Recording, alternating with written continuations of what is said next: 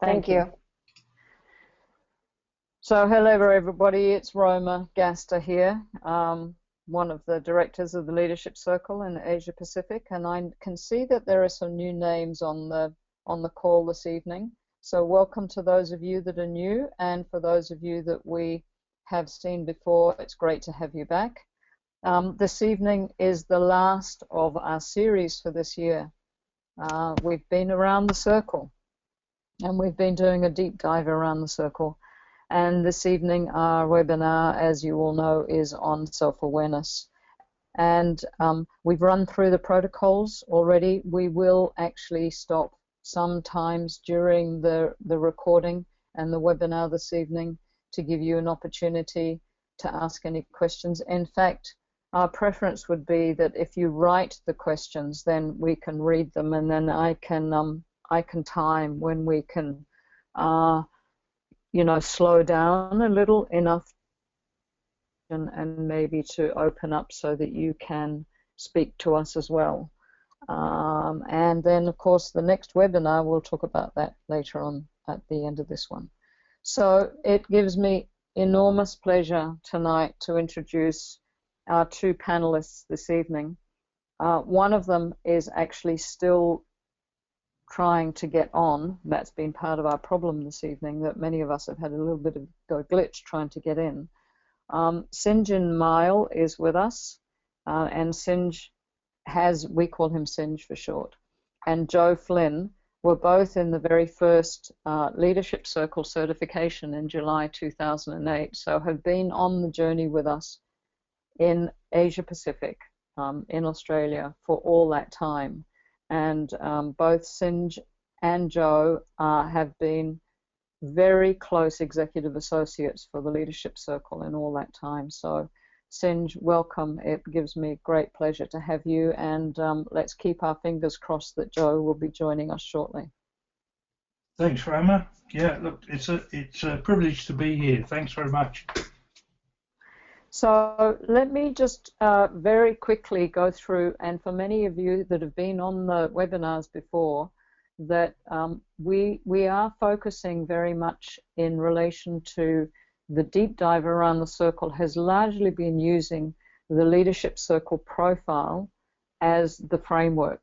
And as you will well know, that the Leadership Circle has a number of assessments, one being the Leadership Circle profile 360, and the other being the Leadership Circle Profile Manager Edition.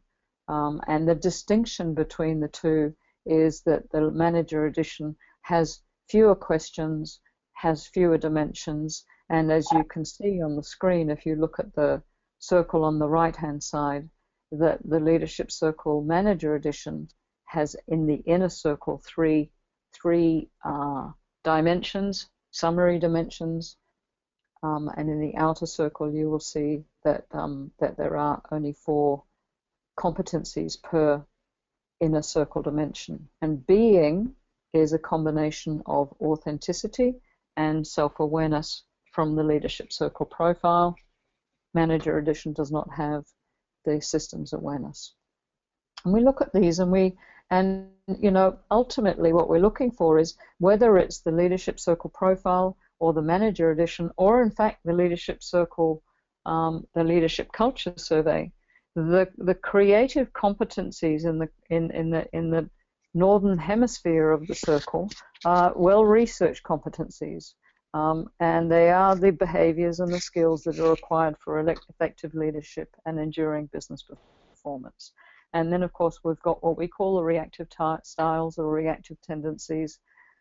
The Leadership Circle, being a strengths-based model, is saying, everything in the circle, doesn't matter what the shading is, as long as there's some shading there, that there are some gifts here. And are we over-dialing them, or are they under-dialed?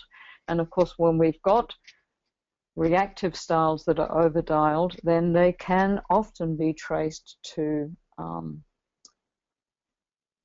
limiting assumptions, and assumptions that can keep us small, the internal assumptions and the patterns and patterns and habits that can keep us small and can prevent us from accessing the creative competencies. So we've got reactive competencies, reactive styles, creative competencies, 18 creative competencies in the top half of the circle, 11 reactive styles. This is the structure that actually helps us understand effectiveness and performance for leaders in organizations, as is the manager edition, a structure that allows us to get into and inside and understand the meaning making of those leaders that are maybe not quite so senior.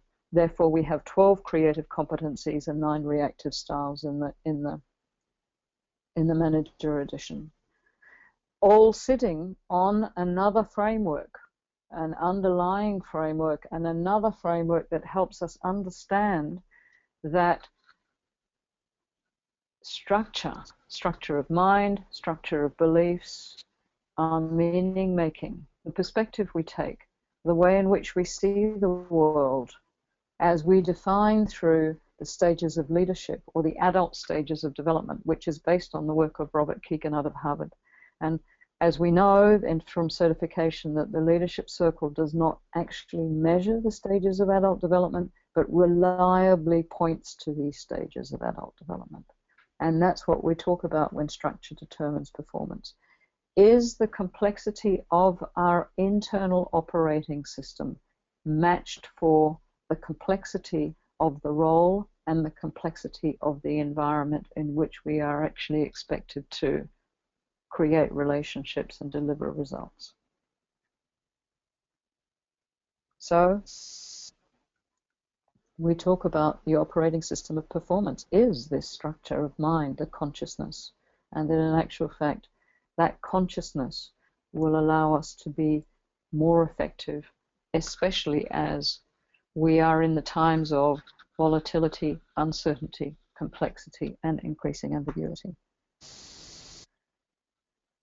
So, this evening, we will be looking at the creative orientation, and we've already been and looked at relating, authenticity, systems awareness, and achieving. And this evening we will be actually spending some time on self-awareness and looking at the 4 competencies that relate to self-awareness: selfless leader, balance, composure, personal learner. We won't spend so much time now in defining those.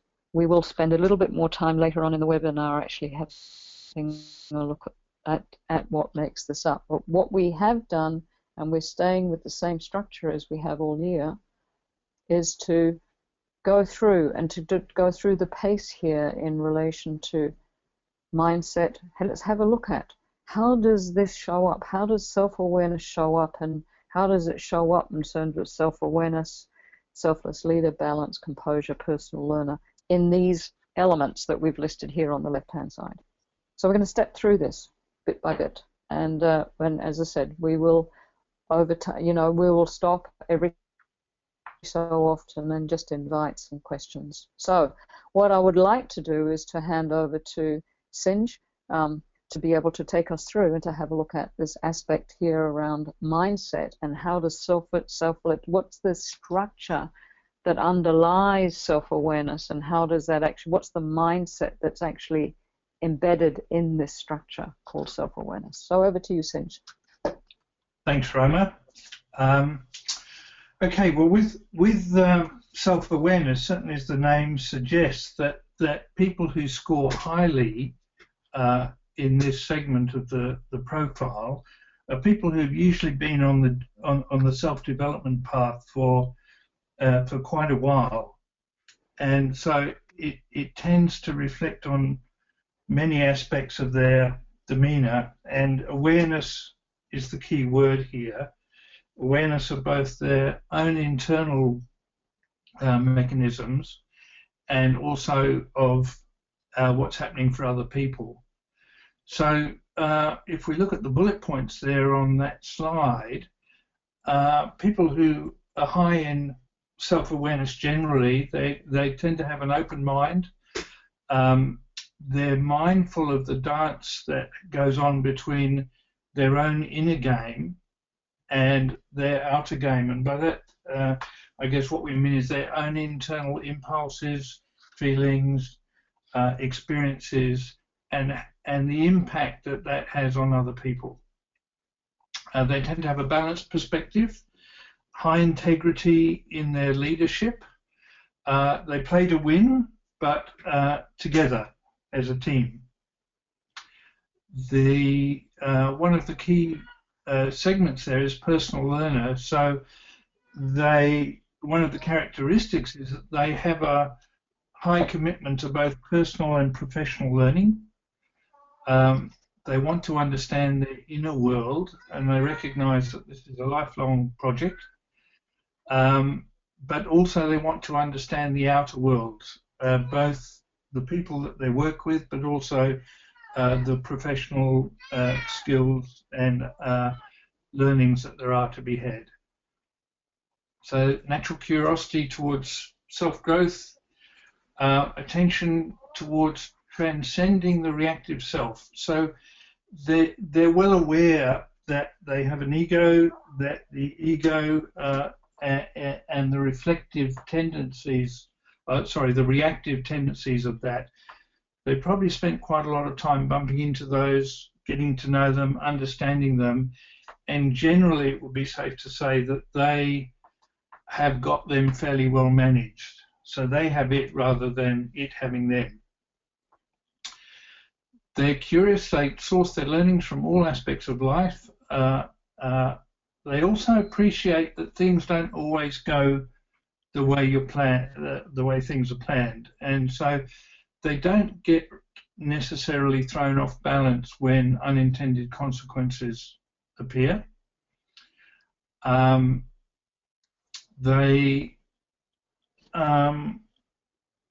Their sense of motivation is all to do with purpose and outcomes, and rather than any sense of self-gratification or looking good. So, and hence that's the selfless leader slice of the pie. They're confident in knowing they usually do a good job, and they don't need acknowledgement or propping up in that department. So that sort of covers the underlying mindset of self-awareness. Yeah, and one thing that I really love about this, you know, when meeting a leader or an individual high in self-awareness, is that, you know, that in that sense of service, you know, rather than that sense of, you know, that notice me or attention on me, and just that you know, that the ability to scan the horizon and to look. So it's really it's an easy energy to be around, isn't it, Sinj? That's right. And I must admit, when I first open up a profile when I'm doing a coaching, this is one of the first places I go and have a look at. And if it's strong in this area, then I know that we can have some really good, strong, deep conversations, explore difficult things without necessarily triggering reactive-based resistance or denial. So it's a real pleasure to coach people who are strong in this area.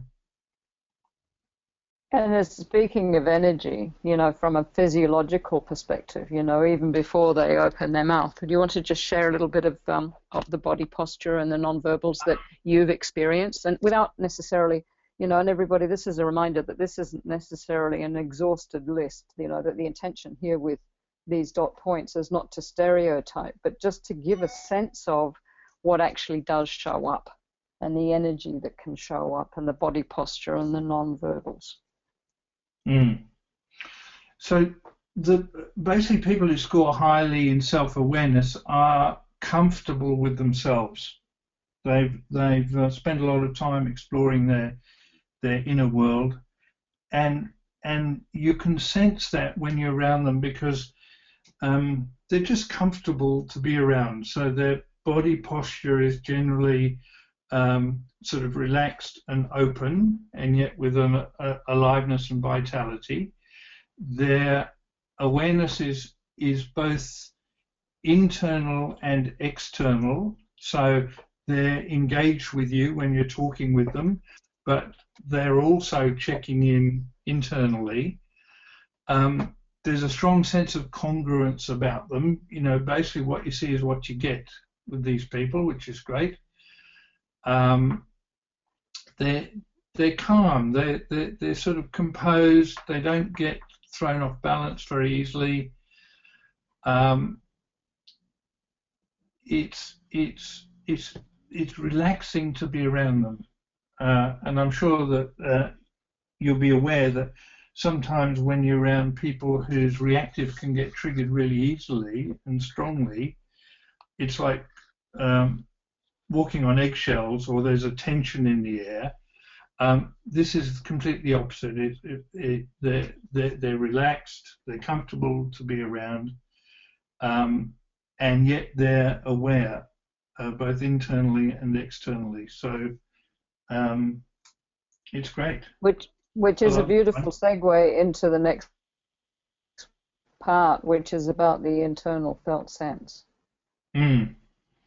You know, and how individuals that score high, that have a center of gravity here in self-awareness, you know, tend to have a high awareness of the inner world as well. And again, conscious of not stereotyping, but Singe, you know, what you might want to talk about, you know, some of how you have experienced leaders who are high in this self-awareness, and that, you know, what they're aware of in their own internal world. So, I mean, just by definition, these people will be skilled in recognizing the internal impulses and able to label them accurately. I know when I first started my personal development work many, many years ago, I was very conceptual, and I had very limited understanding of what was going on inside this. You know, I was just a head that got supported by a body, but I had no idea what was going on in this body. And it took me about 2 years of training to really be able to understand what was going on inside and to label it accurately and be able to communicate that to other people. Otherwise, previously I just had a few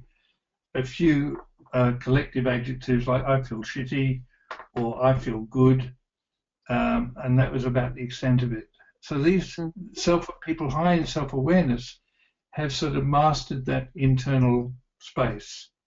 And so when things like that, it's not that they constantly live in this sort of peaceful, guru-like place of equanimity and whatever. They experience all the full range of emotions. But when they do feel shitty or angry, they have the capacity to maintain it, to contain it, if it's appropriate within the context, to self-disclose about it, or if not, to just manage it rather than spray it all over anyone who comes within range. So they manage their fight, flight, freeze impulses. They have this core sense of living a meaningful, useful, and contributing life. And as Roma mentioned earlier, they realize that life is a being of service, and they're deeply committed to leaving the world a better place for them having passed through it. So their motivation is of a slightly higher order than I just want to get to the top of the ladder so I can make more money and have the nice house and the nice car. And so their internal sense of fulfillment is about making a worthwhile and valuable contribution.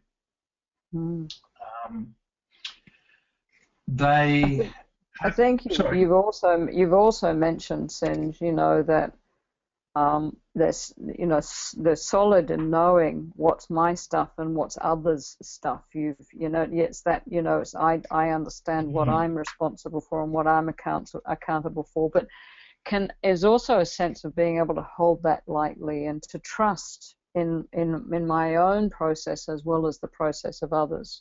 So there's a high degree of openness and capacity to withstand, different emotions and different resistance and non-defensive, and do it in a non-defensive way, which is probably a wonderful segue into, the next part, which is to look at, what are the actual emotions that these leaders and individuals that show up high in self-awareness. Again, we've kind of covered it a little bit, but there's that sense being comfortable with the range of emotions, and there's a heart and a sense of heart. There's a sense of lightheartedness, wholeheartedness. Having emotions that are not hard to label, but being in touch with the heart and the gut. For instance, compassion, appreciation, gratitude, love, etc. And I think about leaders that I've worked with that are high on self-awareness, and the sense is that it's almost inviting that their center of gravity and their comfortableness with their own and their awareness around their own inner state of being exudes in a way that allows others to then feel comfortable in expressing their own emotions as well. Does that make sense? Yeah, absolutely. They're comfortable with themselves as well as others, and even if it's messy. That's right, and I think that generally they tend to hang out with what I call the higher order emotions, which are the ones there, the appreciation, gratitude, love, passion and courage, rather than the lower order ones, which we tend to meet more in the strong reactive, which are the anger and the frustration and the jealousy and the neediness. Or the fear, or the anxiety. The anxiety, yeah. So it's not that they don't experience those things, but they've come to terms with them, and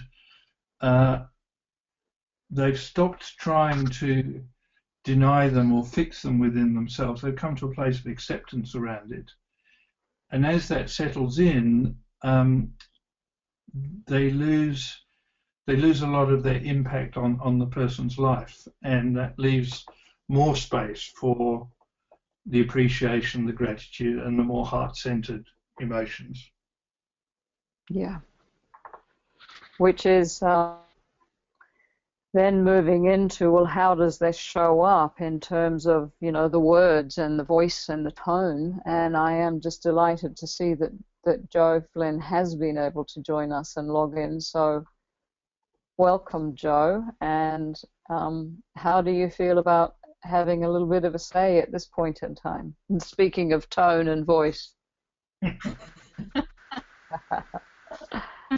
Yes, well, first thing I'd like to say that when I finally got into the webinar, Cindy was talking about how leaders who are high in self-awareness are very calm and composed in the face of things going wrong.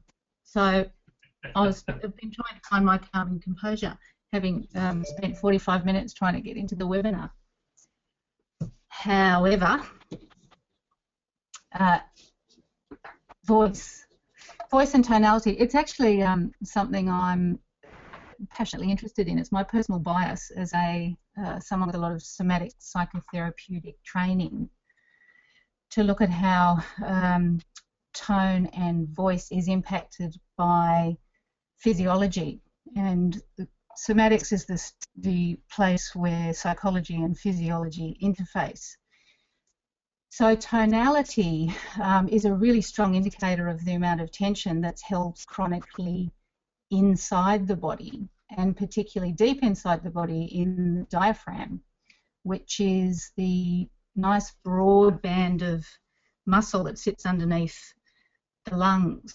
So when someone is in high stress, high tension, the first thing that we do is actually tighten the diaphragm, which means that the tone of the voice, because we can't get a full breath of air, becomes very flat, very robotic. They sound like they're reading from a script even when they're not. So if you're talking around the water cooler, there's that sense that it's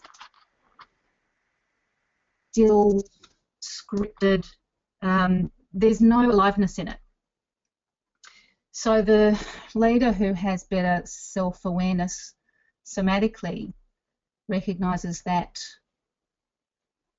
when the diaphragm can be released, so when fear or stress emerges, they can take a breath and come back to a variable tone. It can either be authoritative when the diaphragm's held tight and they have to make a point, and then they can switch to a much more flowing style that is softer and that is about inquiry. So they're just much more willing to, roll, fast and slow pace, medium pace. But it will the tone will be very deep and resonant, and you'll feel like you're in a conversation rather than being talked at, which is a lovely thing. Let's face it. Yeah, and speaking of talking at, we can that sort of kind of segues into the whole aspect around language. That what are the words and the language that comes with, that a leader and an individual who's comfortable in their skin and has a high degree of self-awareness.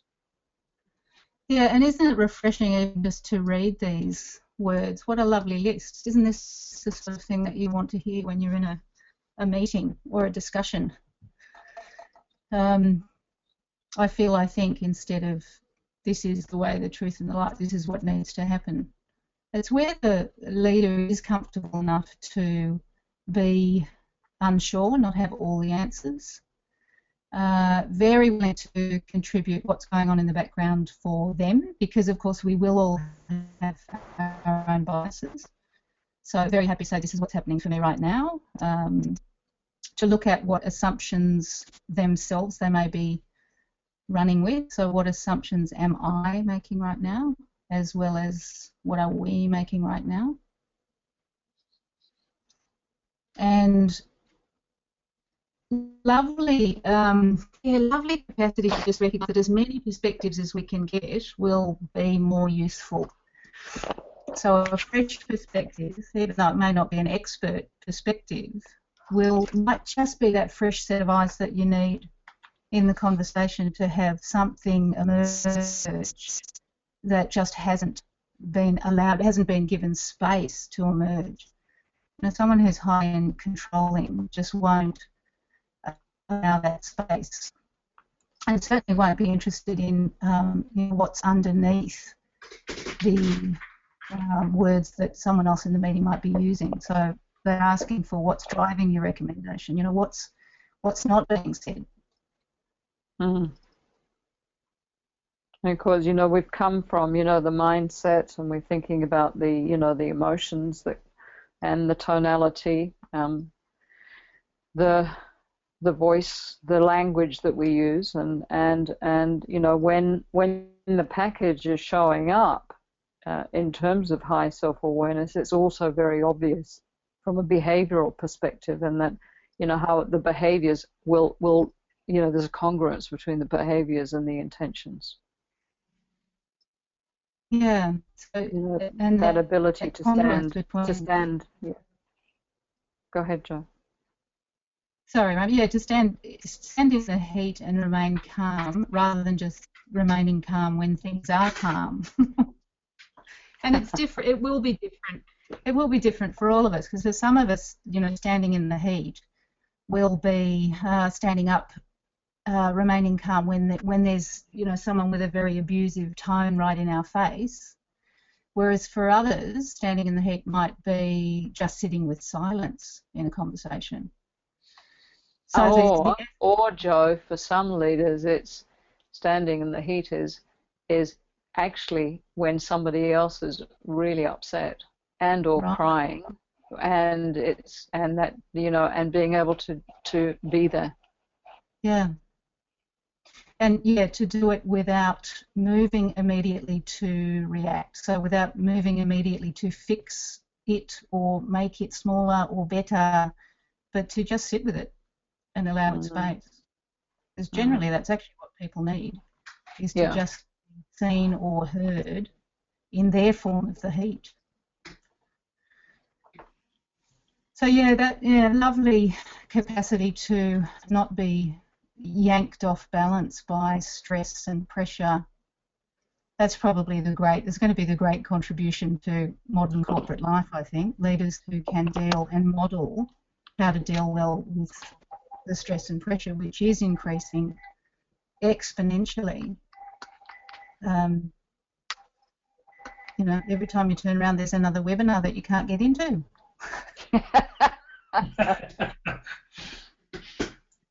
Very hard work. And what's at risk if that were to happen? Yeah. I'd be standing out in the cold all night. Look, how do we get in our own way when that actually does happen? Very good question. And again, what a lovely list. As I was reading through this one, the one that jumps out to me, the trigger that I know, is when others appear, this is right down the bottom, when others appear to not care as much about, and there's the list, about others, when I see people not caring as much about others' feelings, or they don't care about the learning as much as I do. They don't consider learning, you know, this sacred thing. They're not as committed to finding a way through the messiness. They just give up and wander off somewhere. And that's always the hook for me. That when I hear myself talking about how I'm the only one that this is enough, that's when I've stepped onto the slippery slope right down to reactive. Yeah, that's always good to know.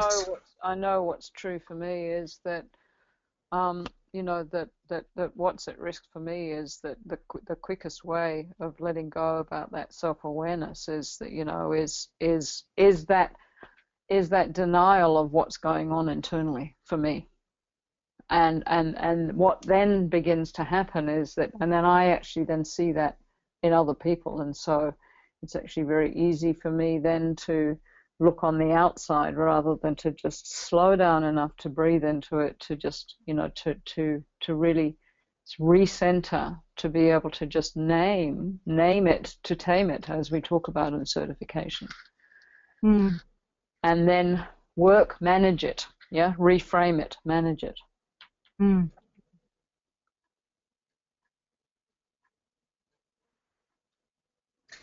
Yeah. Then what gets true clearly, and you know, underneath that, you know, and the body, as we say, is our best friend, because the body is giving us a signal, the somatic signals that we get when we're about to fall into that pattern, when we're about to go into whatever the pattern is that we go into in the reactive. And many of us have got a strong default, and we may have several defaults.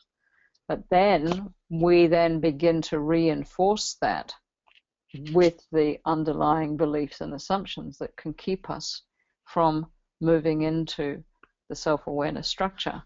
Whereas, as you can see on this slide, the self-awareness structure, there are some beautiful, as you're saying, Jo, look at this beautiful list. And you know, hand over to you for you to have a conversation about how you experience some of the beliefs and assumptions when you're working with somebody who's got high self-awareness. Yeah, look, when I first looked at this list, I just wanted to print it out and laminate it and pop it above the mirror, really, or at least next to the computer.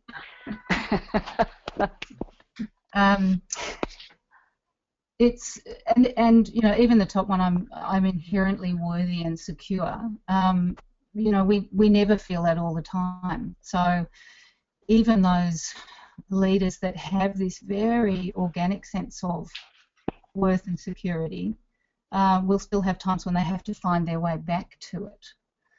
And that's really the key, because when we're locked in reactive, we figure if we had it once for a minute and then lost it, well, we can never get it back again.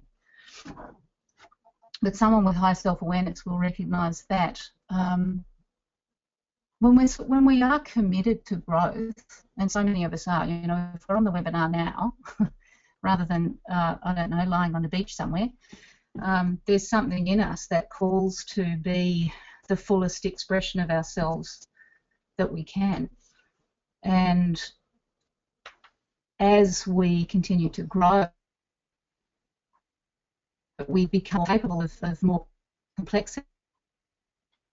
And so then we find ourselves, but of course it's not that we are in the same place. We have still, we are capable of more. You know, our skill set is greater, our capability is greater.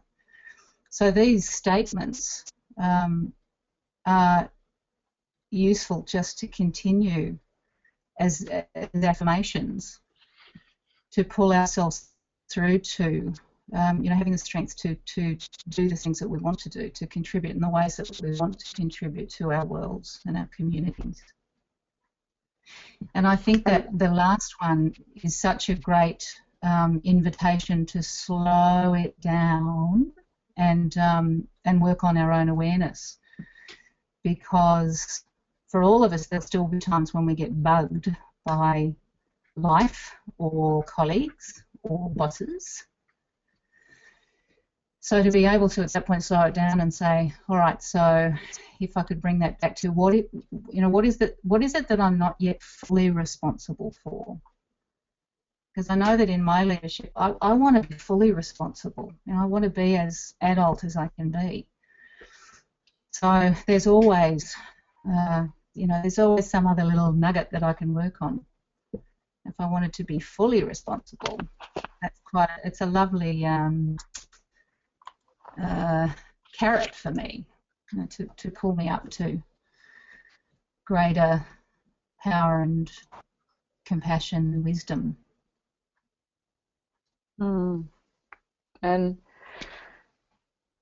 And meeting them, and you know, that I think that the next part of it is that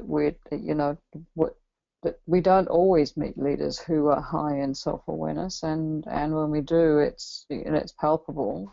And so the coaching strategies, some of the suggestions and the coaching strategies, to sit with and walk alongside and coach, and to encourage, and for leaders to find their own answers in here, where is to meet them where they're at.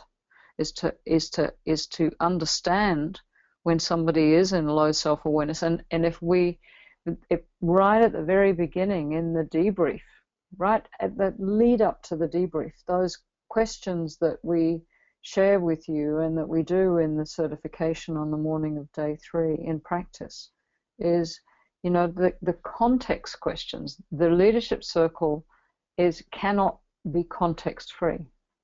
The feedback that we get is going to depend on the environment that we're in, the role that we have, the relationships that we have, the evaluators that we ask us to give feedback. And unlike any other framework that I've worked with to date, the leadership circle has an incredibly accurate and often uncanny way of being able to pinpoint some of the patterns and habits that we've brought with us from the past. And so in looking at those patterns and habits, often we can get a sense of when somebody is low in self-awareness, what might have gone on, what's the storytelling, what's the meaning making in their own head, what's gone on in the past or currently, and sometimes it's just holding up a mirror and helping them to be able to see what they haven't been able to see yet. And in many ways, and when we talk about that, self-awareness can become a meta skill. So it's an awareness skill and a bigger skill and an umbrella skill, getting in the helicopter or looking from the balcony down, for working on other parts of our profile. You know, with self-awareness, we go, wow, look at that, and oh my goodness, yes, that's how that connects to that, etc., etc.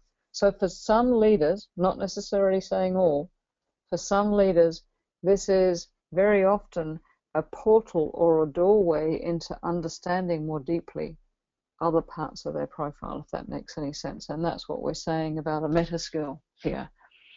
And so this evening we chose, or on this webinar, we've chosen 2 particular case studies around leaders who, and Joe will set a little bit of a context, and then Senj will share one example of a leader that he was working with, and Joe will share another example of a leader that she was working with, and their journey in self-awareness. So Joe, can I hand over to you to sort of set the context and the scene before we look at the 2 profiles that we're about to look at?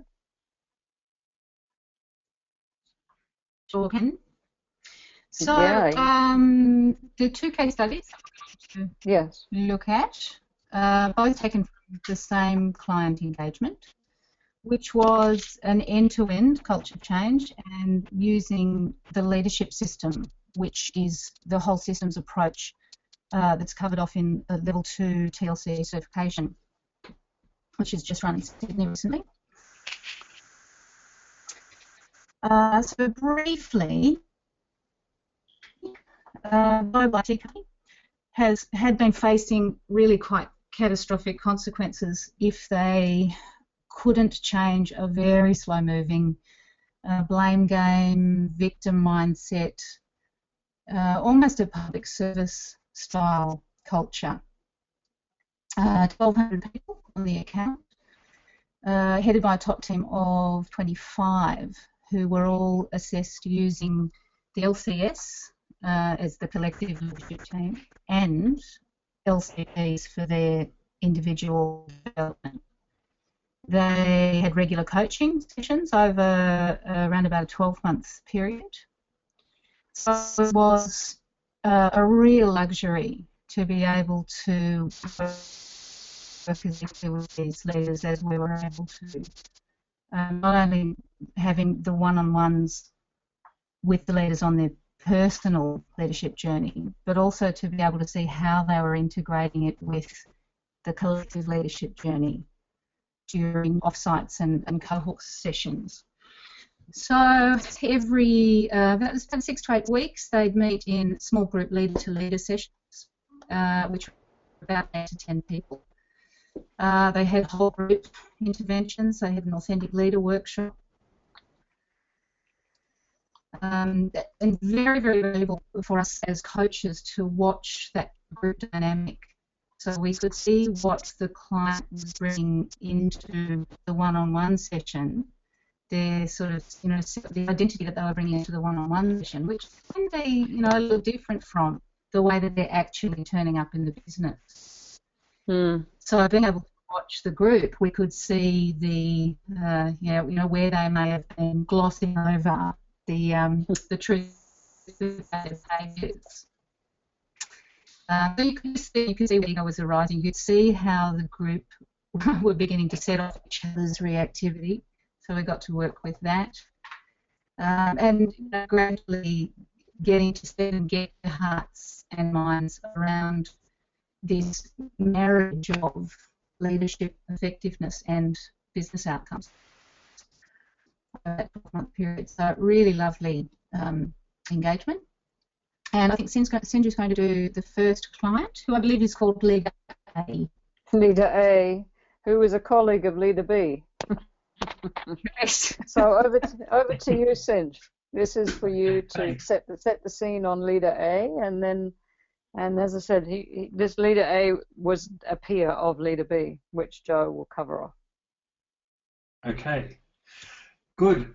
Well, you can now see Leader A's profile, and the initial response is it's fairly evenly spaced around the circle, but the one thing that struck me when I first looked at it, if you looked in the self-awareness, the balance was way down.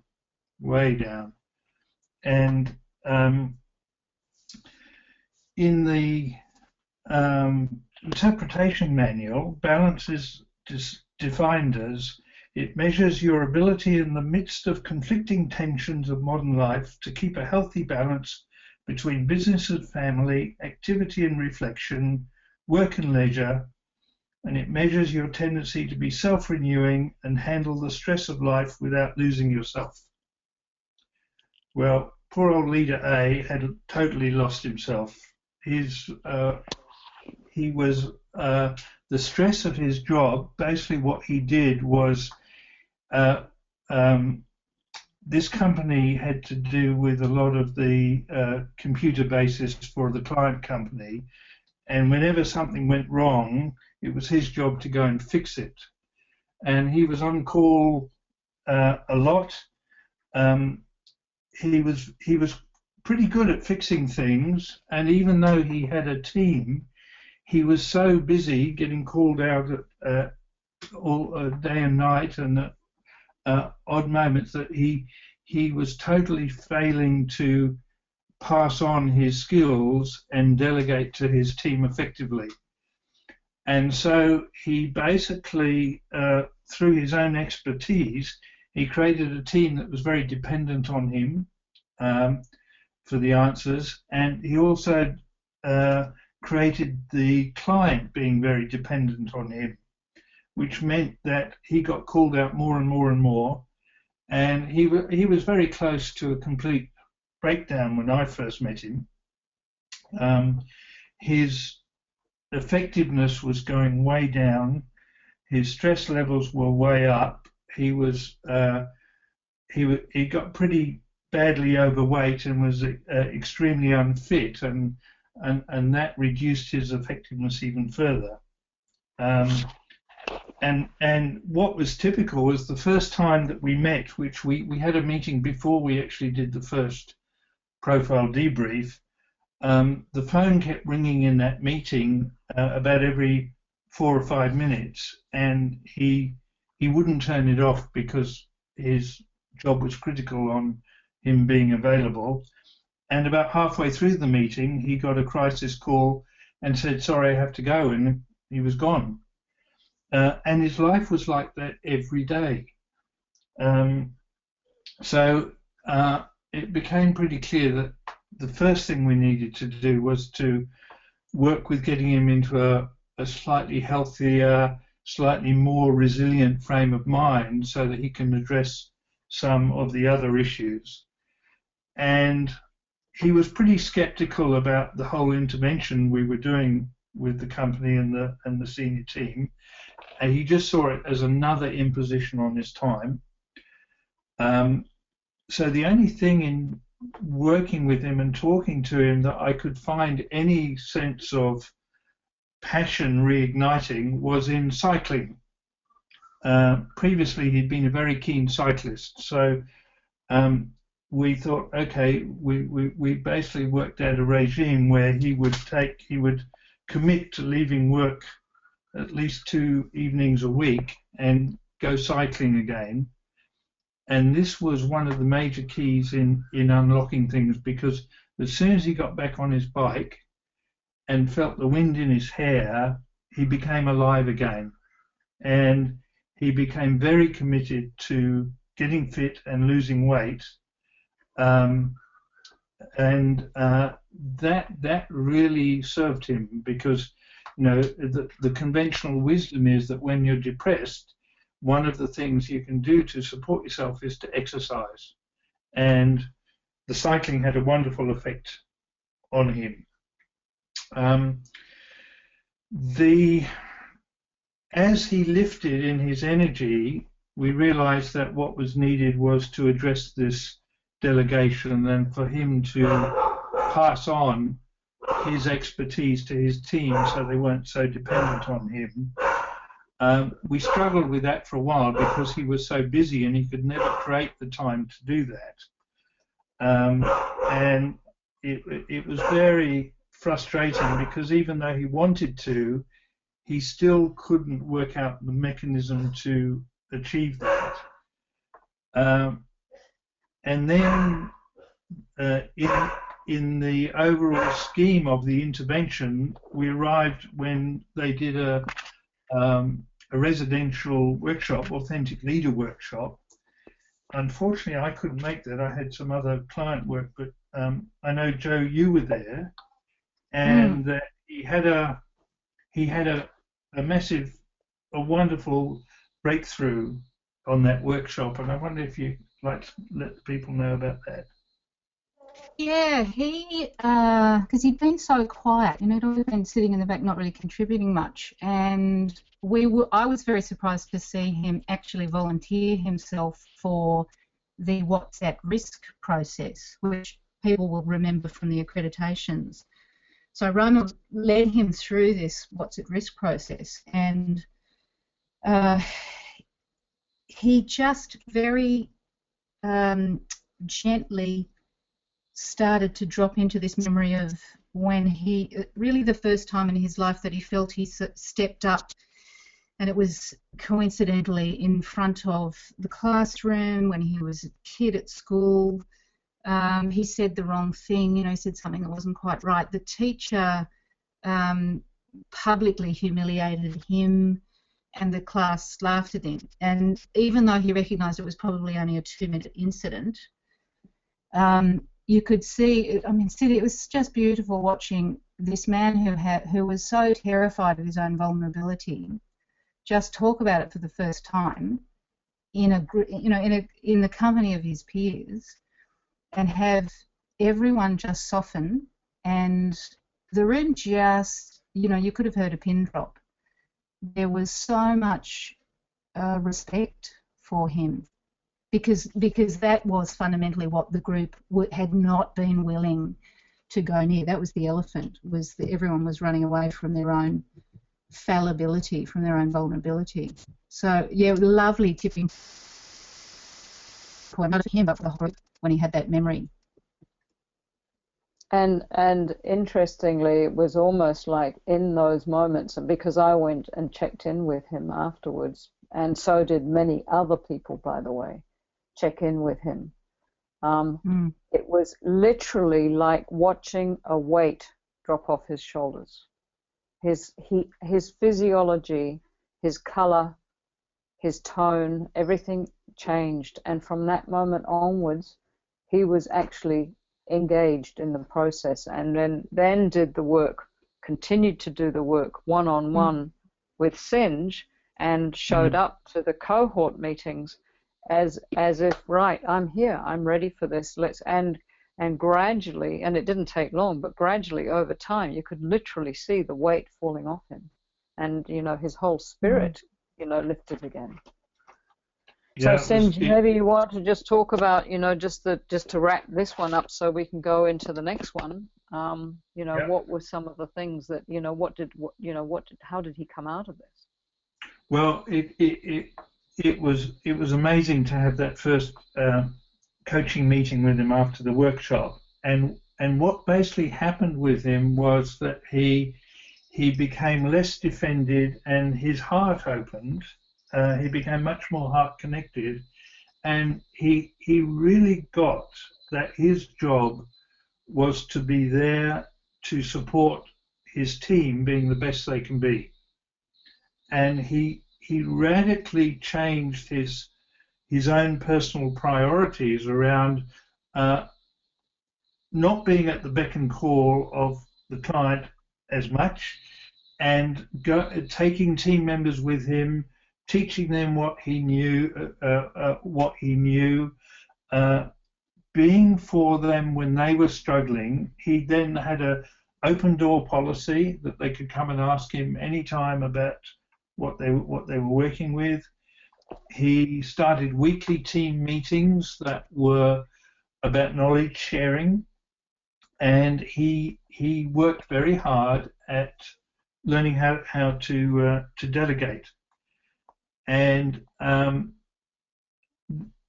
it was wonderful, as you said, his spirit lit up, and his job satisfaction improved. It was around this time they actually moved offices, and they moved fairly close to those, you know, Sydney, near the Olympic Stadium, and there's a big park there. So he actually had his bike there, and he would take himself cycling nearly every day now. He was just glowing with health by the end, and at the end we basically had a review of, you know, how's the year been for you, and what have you learnt? And he said basically he'd learnt to loosen the reins, he'd learnt to delegate, he was giving more responsibility to the team, and his words were, I'm teaching them how to fish rather than feeding them fish. He recognized that his role was actually a people manager rather than a systems manager, and he had stopped multitasking because he realized how inefficient it was, and he'd also learned how to say no in a way that was healthy, that had some respect for his own time and his own energy levels. So it was a huge turnaround, and it's interesting that once again it was, you know, it was a flash of inspirational self-awareness that he was still being run by that little 4 or 5-year-old boy who'd been laughed at by the class, that was driving him to be as perfect as you can. If you look, you can see his driven score and his perfect score were high, and this was driven by a need not to ever be seen as lacking again or getting it wrong or not being competent. And he moved into that place where he could admit his strengths and weaknesses and work with those. So it was a classic case of the self-awareness breeding self-confidence to really take the risks that are involved with coming to terms with the reactive. And the process was simple. The process, and this is where in certification we actually recommend that you practice what's at risk, what's at risk, what's at risk, and you practice it, and you get to the place where you're so comfortable with it that you can be with them. And this is what was going on. It was, he volunteered. I mean, I asked for volunteers, and he volunteered, and the connection was through the body. Is that what prevents me from being able to, you know, because his big thing was, you know, like I take control. Either I'm taking control and I'm in charge, or I'm saying yes, or I'm just totally distant. So what was preventing him from showing up more was this, and he could feel it in his body, and then that was the connection. And so therefore the connection for him, when he got to this epiphany of, you know, I've done this all my life, I'm getting in my own way here. I'm the one who's actually capable of changing this. And that was the connection, and it was happened to be somatically through his body that he managed to then come back to himself in a different way. And the feedback about him was amazing. Yeah, gift of service he was to the rest of the team, because exactly, because he was a great role model. To tell his truth with vulnerability and discover that it was safe to do so, and in fact it bonded the team, and it brought about a whole new level of honesty within the team. So it was wonderful to have him as a client. It's Adele here. Janine's got a question for you. She's curious as to how many one-on-one coaching sessions did Leader A have over 12 months? 5. I think we had 5. Yeah, 5 and 4 cohort sessions over the 12 months. There was also a pulse survey system where he declared to about 7 or 8 of his colleagues what it was that he was working on, and the behaviors that he would be working on to bring that outcome into being. And he got a number of pulse feedback on how he was doing with those through the system as well. Yeah, which was really powerful for all of them, including Leader B, who, as we said, is a colleague who went through the same process, Janine, by the way, so 5 one-on-one sessions and the cohort sessions, as well as off-sites. And Leader B went through was in the same journey, in a different function and a different role. And Jo, are you ready? I'll hand over to you to take us through the journey that Leader B went on, and this is Leader B's profile. So here you go. Over to you, Jo. Yeah, there we go. So yes, Leader B, bless him, fairly strong centre of gravity in reactive. And when I first saw this map, this profile, I had a thought process, and my thought process was, okay, anyone who's is heavily mired in protecting and controlling will need to be stabilised here first. So I didn't want to go immediately rushing up to anything much in creative, because I instinctively, if I didn't meet him right where he was at, I wasn't going to get much headway. So my thought was, first session, just affirming him in the gifts of the reactive, doing a lot of listening to what the situation was that created this response in him. Because, of course, as far as he was concerned, he needed to be highly protecting and highly controlling because, you know, the account was in such bad shape. So I decided I would just go very gently in the beginning. Lots of affirmation for his gifts. Moving into some really small self-regulatory practices to stabilise him and then potentially contain the reactivity, and then just wait for the impulse to arise organically from within him to see where his interest would go into the creative. So I had that in the back of my mind as I started the session. When he walked into the session, he was openly hostile. He's a very rigid, locked body structure, deep set scowl on his face. He had an excellent death stare as he walked in, so a lot of hostility coming in through the eyeballs. And as I sat him down and started to context the results for him, he stopped me and he said, I'm going to stop you there. Now, do you want me to run the business, or do you want me to sit here and listen to this BS? Only he didn't use the initials. So he was, you know, very clear that this was not his cup of tea. And I stayed with meeting him where he was at. So I actually went through a very quick self-awareness process. I stopped. I noticed that my own breathing had become quite short and shallow. So I took a deep breath and I connected with the place where I just genuinely wanted what was best for him and for me. I didn't want what was best for him at my expense. I didn't want what was best for me at his expense. And I said, look, yeah, I'm not here to BS you. There are things that I want to achieve in the world too, and if this isn't working for you, it's not going to work for me either. So we're here. Let's get through this session and see how we go.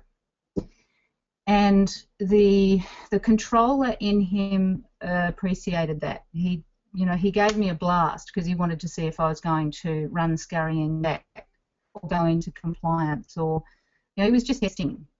And when I went through that test, he lightened up a little bit.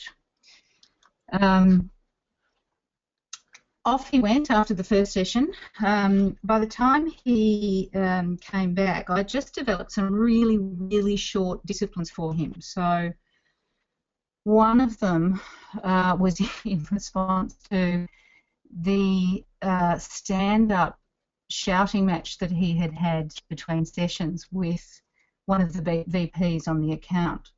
So right in the middle of the office, in front of all of his colleagues, he had this screaming match with the VP. And that gave me a lovely invitation to move up to composure and to talk to him about his composure or lack thereof. And interestingly, when we talked about composure, he was pretty convinced that he was a very composed individual, and it was other people that had emotions and let their emotions slop all over the office. And the more we talked about it, the more I recognised that when he talked about emotions, he meant crying, and he didn't consider anger and aggression and hostility to be an emotion. That was, what you did to get the job done. So that was a breakthrough. Once he'd gotten his head around the fact that being, really hostile in the middle of the workplace was freaking out a number of his team, and that his team weren't going to be able to engage with him when they were terrified of him. We just did these little 2-minute practices every single time we met. So the first practice would be he would come in and he would sit down, and without saying a word, I'd just have him bring his attention to his breathing. So stop, take a moment, breathe, come back to yourself, bring your awareness to yourself, let go of all the reactivity out in the office, let go of all of that stress, just come back to yourself, which he loved.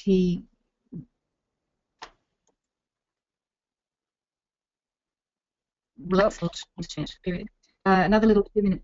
Sorry, Roma? No, we lost you for a minute. So could you just go back and say that last bit again, which he loved, you said? Oh. So 2 minutes of stopping, coming back to his breath, feeling his bones sitting into the chair, feeling the chair supporting his weight. Nothing to do for 2 minutes. No phones to answer. No emails to return. Nothing to fix, just holding him in that container of just awareness of self. He said he felt like he'd had a holiday in Bali. And that was 2 minutes. Should have given him a big invoice right then. And was this at like session 2 or 3 with him, one-on-one session 2 or 3? This was session 2. Yeah. I hadn't thought I'd be able to get away with it, but he loved it. And once we had that, then there were all sorts of other little 2-minute exercises that he was for. And I know everything else. But essentially that was the big shift. Meeting him where he was at. Staying with that what he did was that actually he was a triumph of development right there. And when he felt heard and validated in that, the excitement about being more and being bigger and being more effective just naturally grew. And the journey again for him was through his somatic awareness, wasn't it? Because he was he had been a footballer.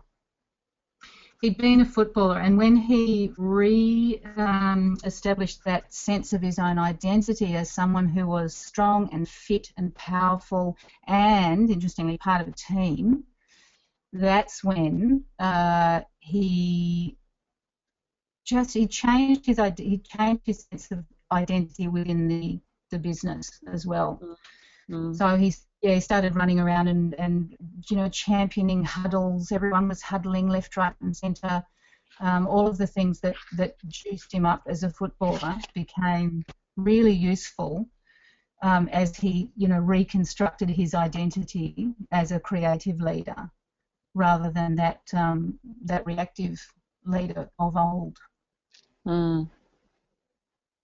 Really powerful. I mean, and the coaching strategies that both you and St. John talked about were, that the portal was through, that self-awareness about how I'm getting in my own way, and through the body actually. And it was, and as you said, you weren't sure whether you could go there, but it was meeting him where he was at, and so.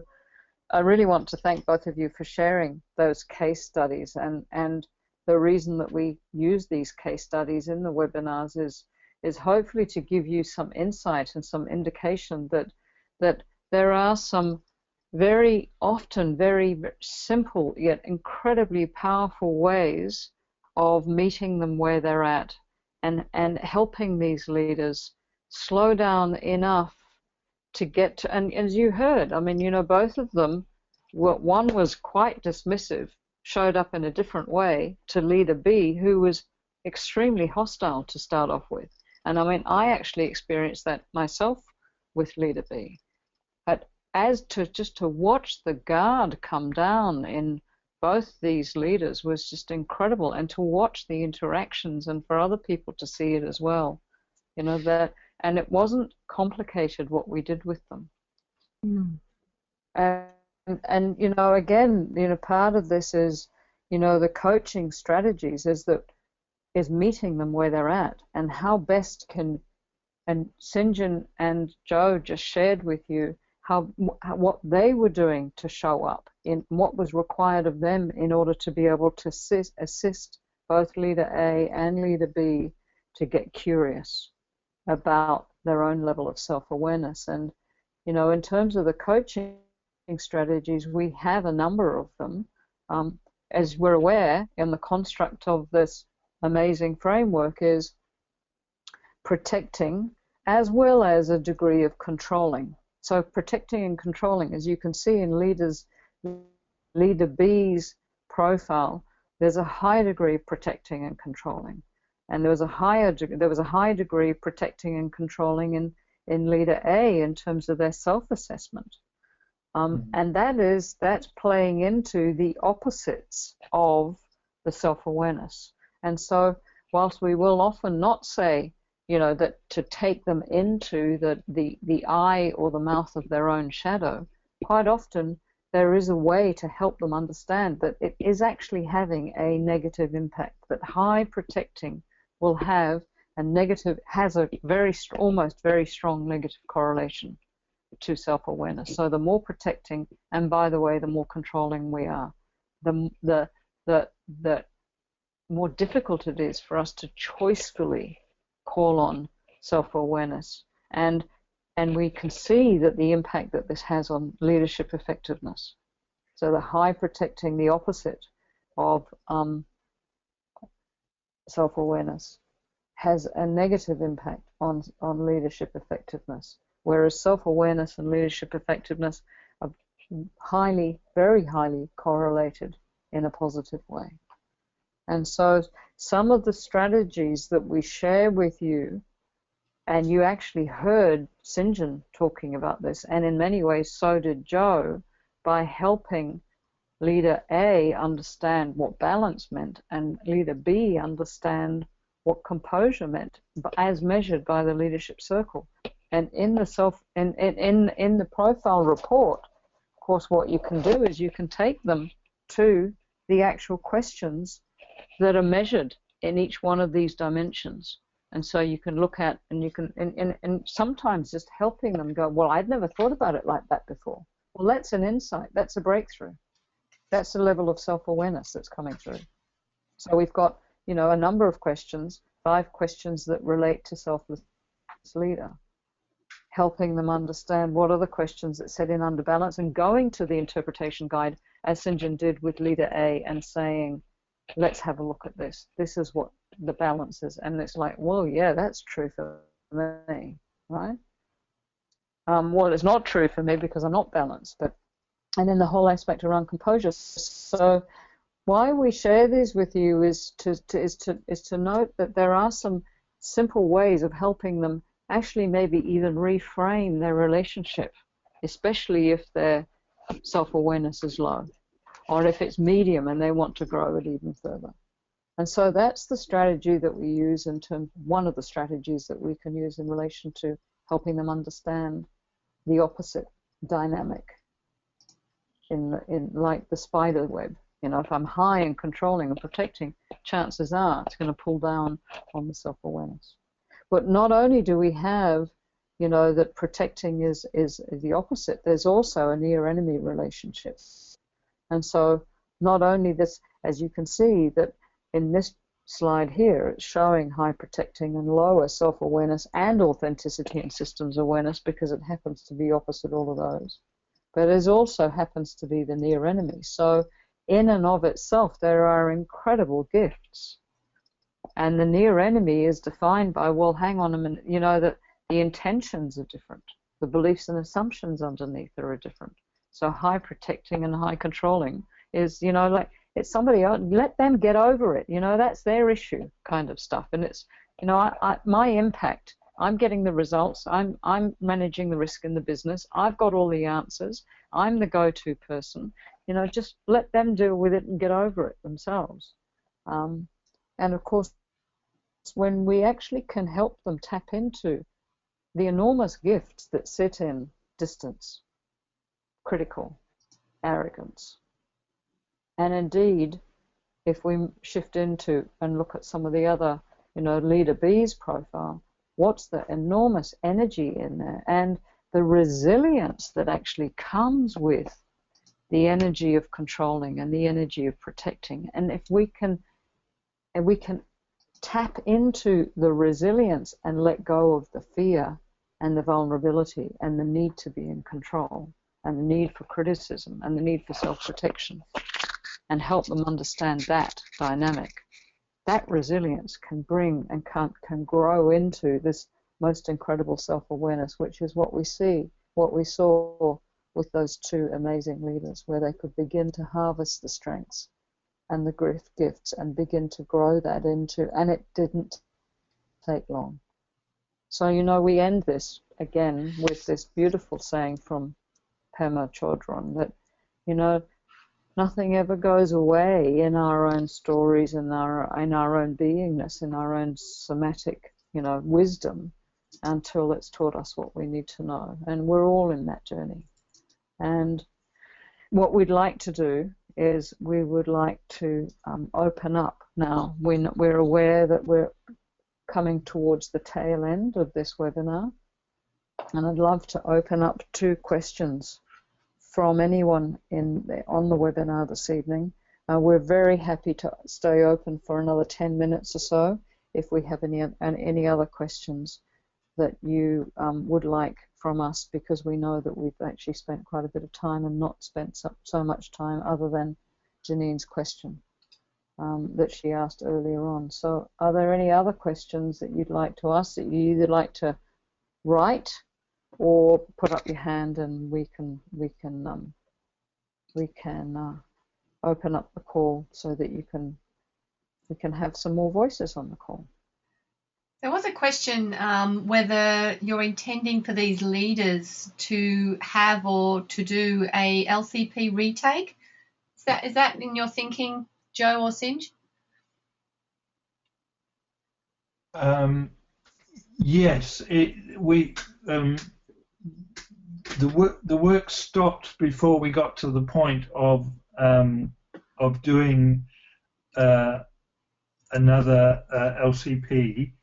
That was due to more external conditions with the company. They had to pull back on the whole intervention, so it didn't actually happen, but it was certainly scheduled to happen in the next sort of 3 months or so. And it's a key important step in terms of measuring progress. So highly recommended. Yes, thank you. And along the way, we were measuring progress by doing the pulse surveys so that they were getting a sense of how on track they were or not. And if anybody's interested in that, please feel free to reach out to us and we can have a conversation with you about that. I know some of you are aware of it, some of you may not be. So yeah, the plan was a remeasure within 12 to 15 months, and that was on track. And then conditions changed, and unfortunately, we weren't able to do that at the time. Any other questions, Adele? No, not at the moment. I've I've got one thing I'd like to add, Rama, that if it's appropriate, one of the things that I encourage people, if they want to develop this self-awareness question, is to get some training in mindfulness or meditation. That, to me, that's one of the best vehicles for working on your self-awareness, is to spend 5-10 minutes a day sitting quietly and just becoming familiar with the games that go on inside your head, from a sort of observational point of view rather than an engaged point of view. And not everyone's open to that, but those that are, I always encourage them to start a meditation practice if their self-awareness is something they want to grow. And with both these leaders, and indeed some of the other leaders, and some of them we did do the reflective, self-reflective, mindfulness practice. But these two leaders, another way for them into that was through the single pointed focus, and that they found their way in through their body.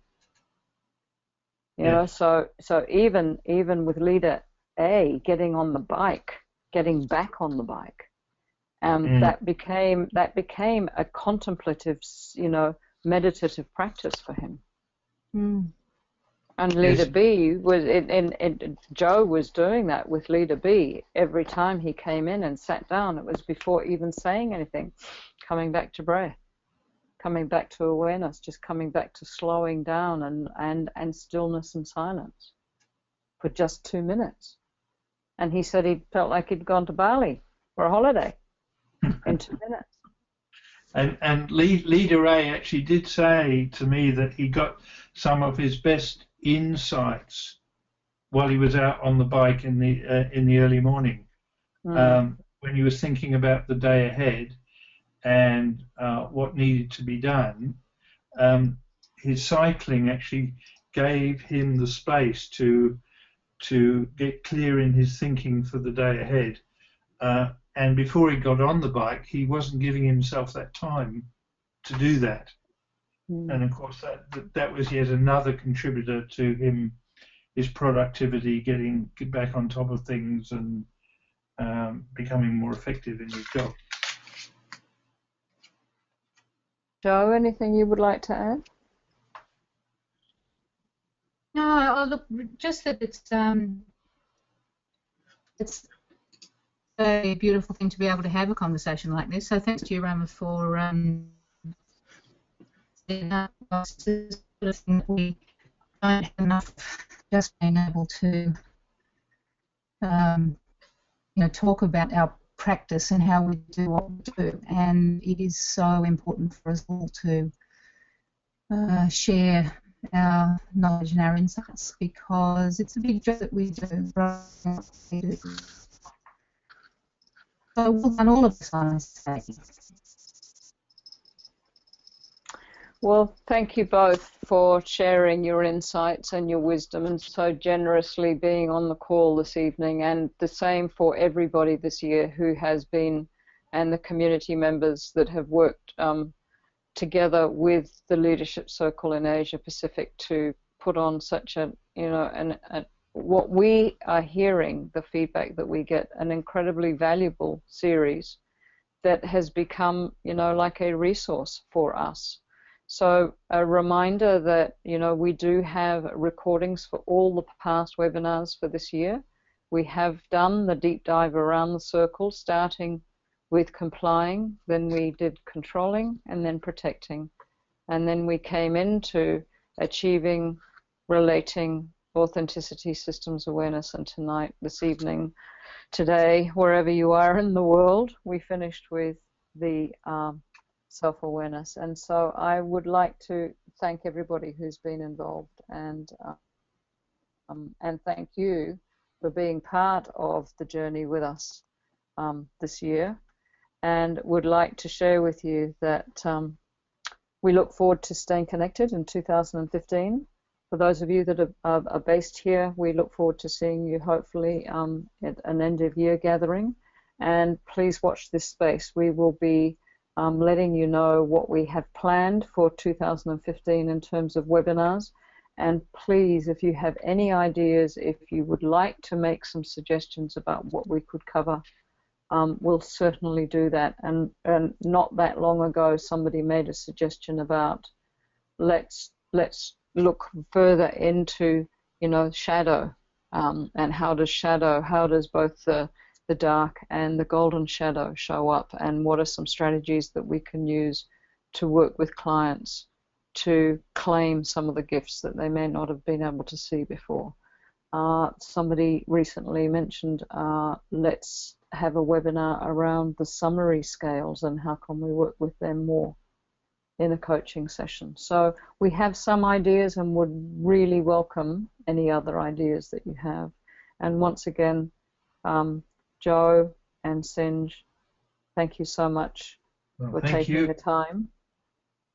And also to my team, Adele and Pauline. As you can see, their names are on this list yet again tonight, and a lot of work goes on behind the scenes to put on these webinars. And thank you, Adele, for saving the evening this evening and this webinar, because I know you were working diligently to get us all on when we were having some technical issues. So really appreciate that. And Pauline, continue to get great feedback of how you work with the community. And, thank you, Roma. My pleasure. So it's been a great series, and thank you, everybody, and look forward to the next time that we connect. So with that, I'd like to say cheerio for now, and safe journey to the end of this year, and